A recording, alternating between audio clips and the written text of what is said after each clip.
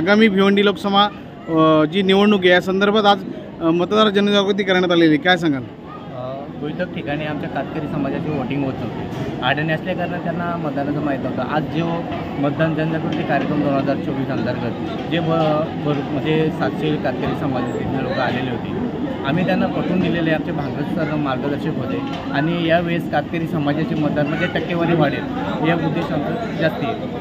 त्यांना आम्ही सांगितलेलं आहे का आपल्याला जिथं योग्य वाटेल आणि जो आपला कातकरी समाजाचा हित बघणार आहे असे उमेदवाराला तुम्ही मतदान करा। आपलं मतदान कुठेही फुकट घालू नका।